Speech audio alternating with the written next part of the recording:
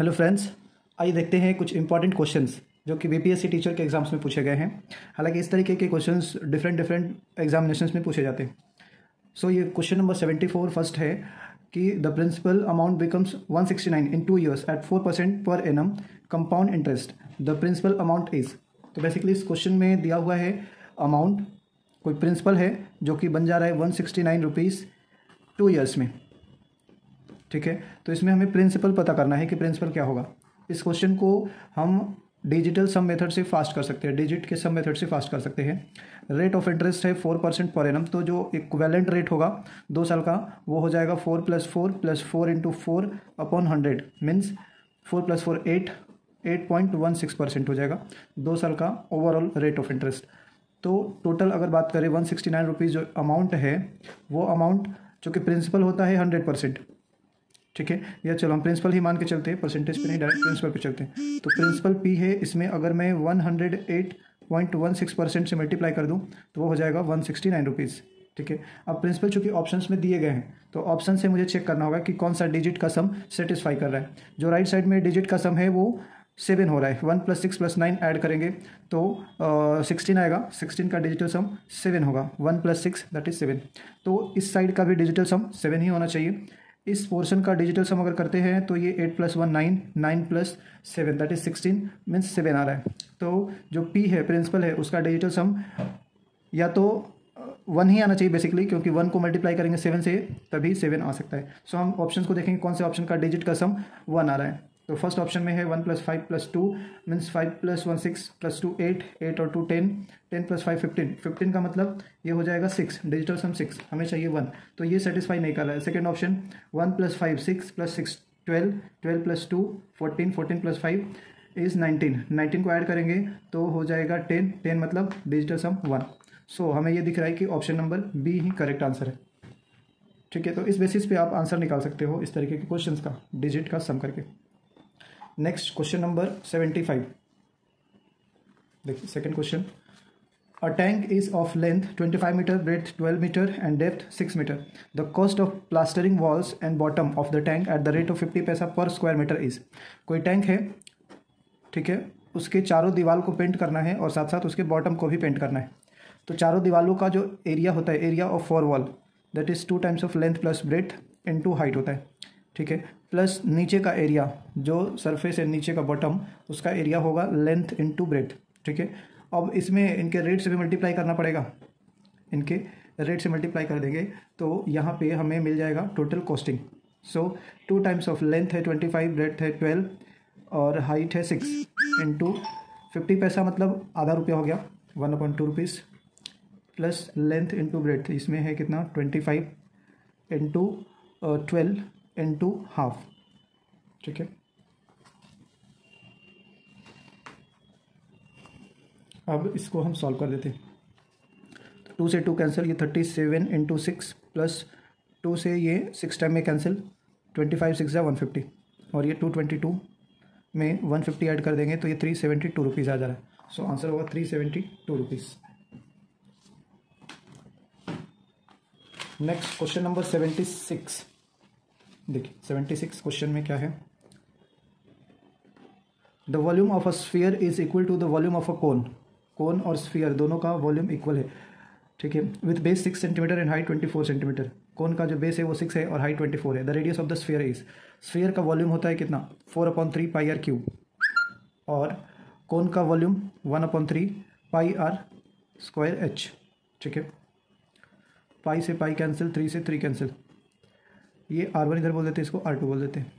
तो 4 × R1³ is equal to, radius है कोन का, बेस 6 सेंटीमीटर है, कोन का 6 सेंटीमीटर बेस है। देखिए कोन का जो बेस होता है वो बेस मीन्स डायमीटर हो गया, total base 6 centimetre, base 6 centimetre है तो रेडियस हो जाएगा 3 का स्क्वायर और इंटू हाइट है 24।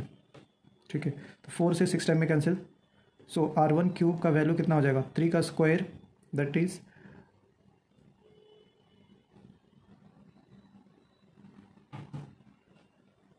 9 × 6।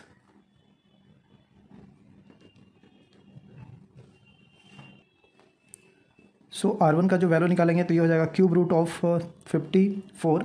सो ये कोई वैल्यू एग्जैक्ट नहीं आएगा, इसलिए आंसर होगा none of the above.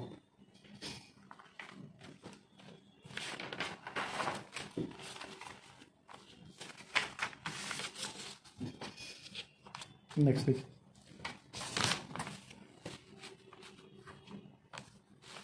Question number 77।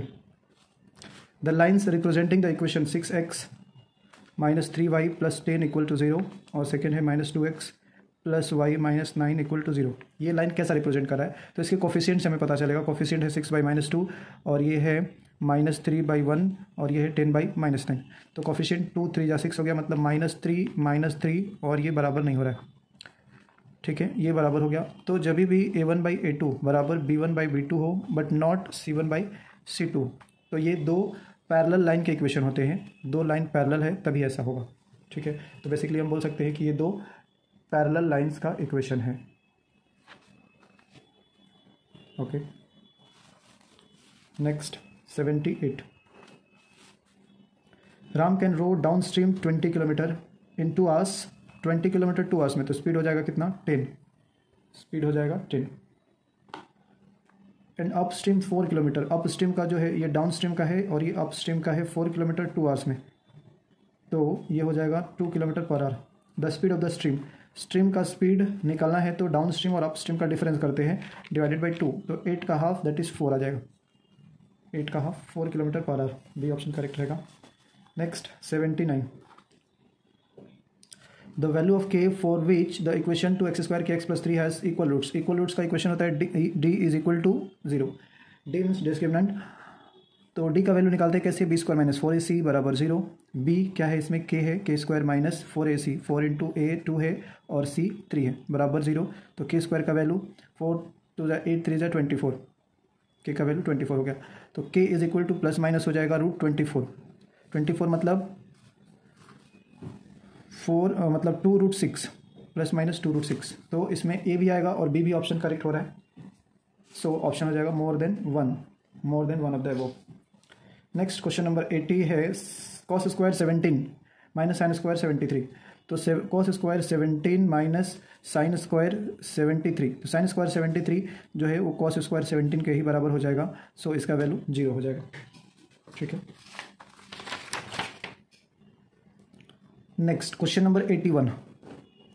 Mohan buys 20 shares paying 9% dividend. He wants to have an interest of 12% on his money. The market value of each share is, तो 20 rupees का share है और उसको 9% dividend है, तो dividend कितना हो गया,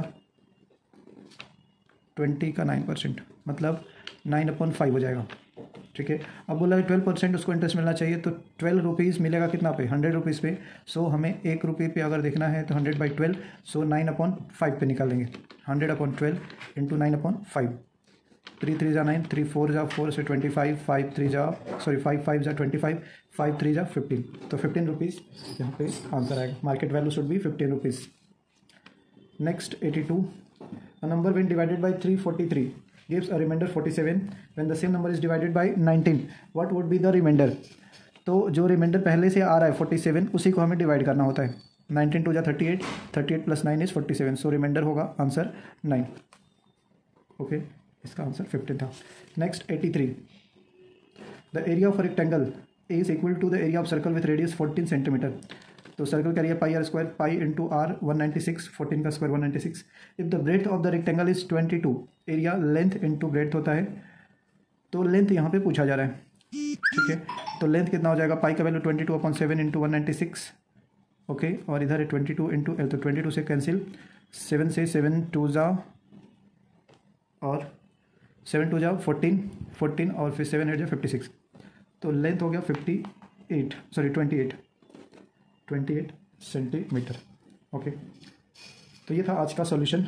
ओके, नेक्स्ट वीडियो में हम कुछ आगे का सॉल्यूशन करेंगे और क्वेश्चंस का सॉल्यूशन देखेंगे।